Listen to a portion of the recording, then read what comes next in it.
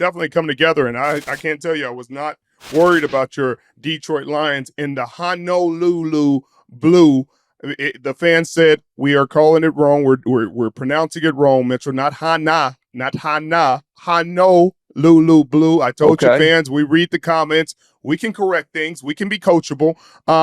I think that defense played incredibly. I think the secondary played well. You asked me before the season, what do I think? What do I know about Carlton Banks? And I told you he's a lot Carlton better than Davis. people think. I mean, Carlton Davis. I thought Carlton Banks. You know what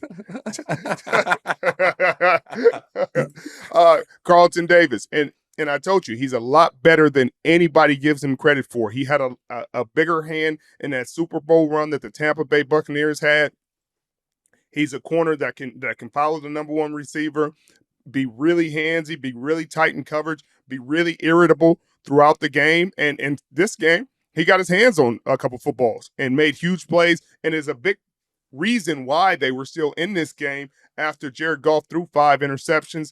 I think this defense is only going to go up. You talk about Kirby Joseph and Brian Branch. They're young. Your guy Terrion Arnold, a guy you have really high aspirations for. I think this team, this general manager, they're just developing a really great culture. And I'm telling you, guys that just work hard and have the right attitude and consistently approach the game the right way are going to have success. And that just seems to be the culture they're building there. They're playing hard for one another. They're not being deterred. I think the true test of a really good team and a really strong competitive team is how adversity affects them.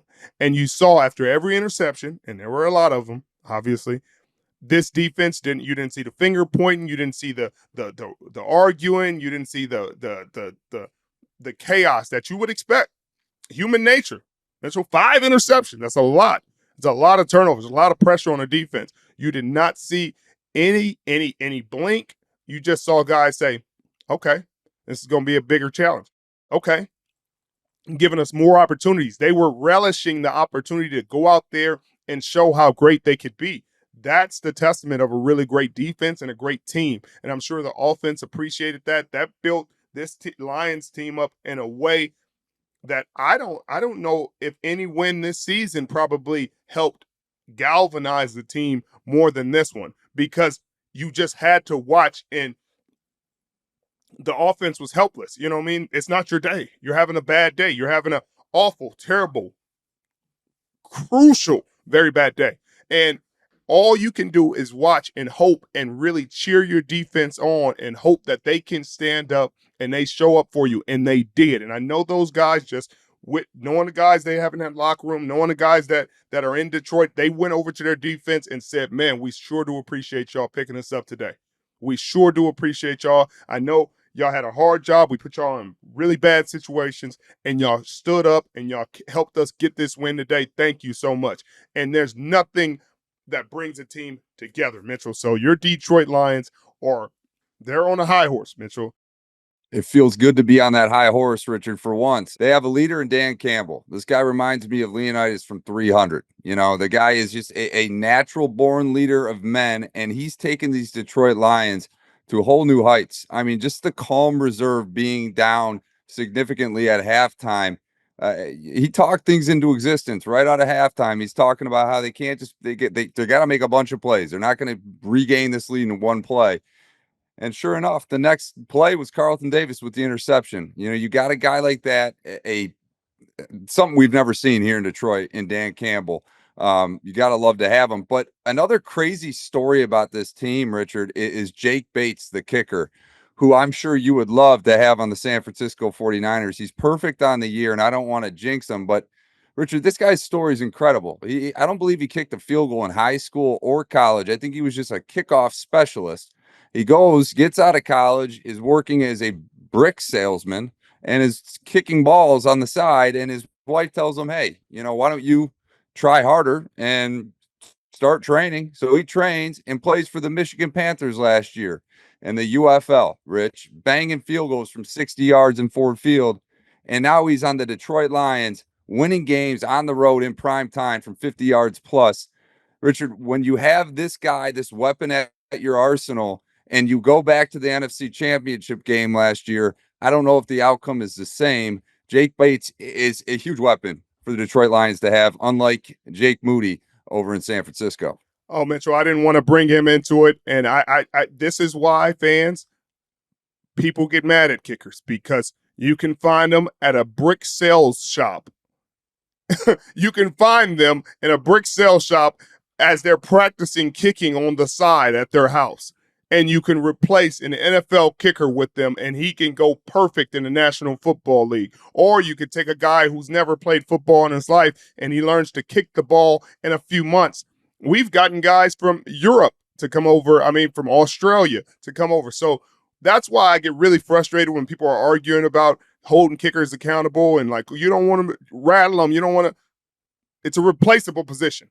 And I'm really happy for Jake Bates. Really impressive story, Mitchell. I'm really excited to see how his season sounds like he's on his way to a Pro Bowl or All-Pro season, especially if he continues like this on a really competitive Detroit Lions team.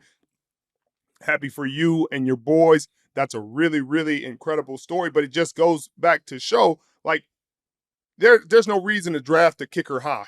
There's not when you can catch them in a brick sales shop.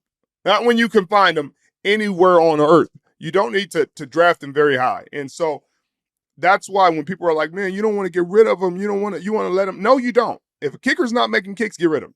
Like, you can find better. You can find better, and you can find better pretty quick.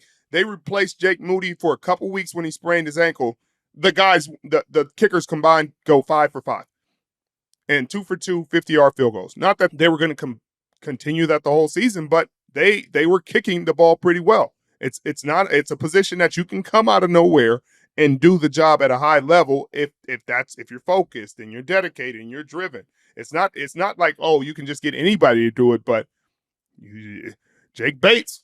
Well, Richard, this team is hot as they come. I mean, they've been winning. They've been blowing teams out lately, but they win this one, overcome adversity on the road against a playoff-bound team in the Houston Texans.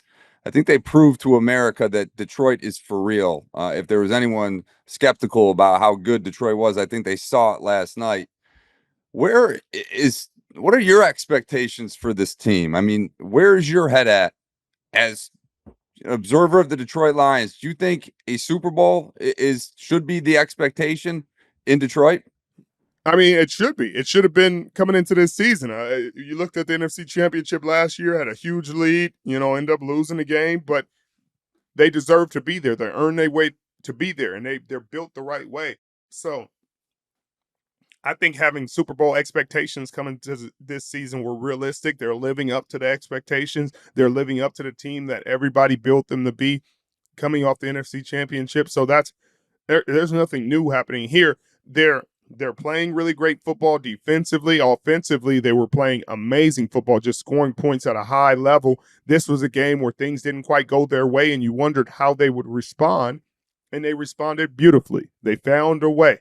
Great teams find a way. We're seeing that with the Kansas City Chiefs literally every week. People are like, they should be 6-4. They should be this and that. Well, they're 9-0 because guess what? Great teams find a way, and they're finding a way to win. But one team I am concerned with is the Houston Texans. They've lost 3 of 4 after starting hot. But the caveat to that, in my opinion, is just the lack of weapons. You lose Nico Collins, who was leading the league in receiving yards at the time when he got injured. You lose Stephon Diggs, who you always thought would be your safety blanket if Nico Collins went out. They just got beat up at the wrong time. You lose Joe Mixon for amount of time with a sprained ankle. And now they got Joe Mixon back. He's had a tremendous impact, but your passing game has suffered because now all you have is Tank Dell.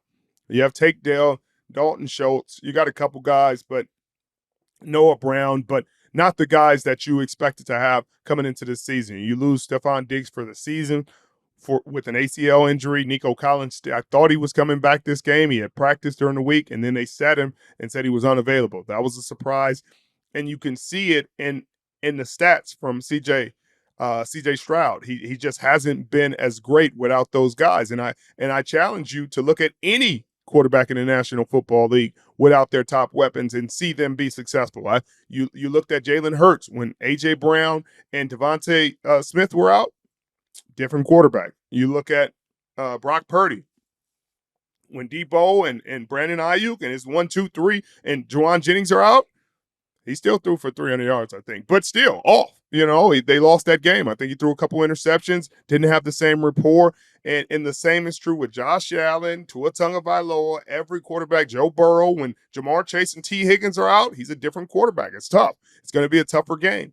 But so that's what's happening to him. But that's it.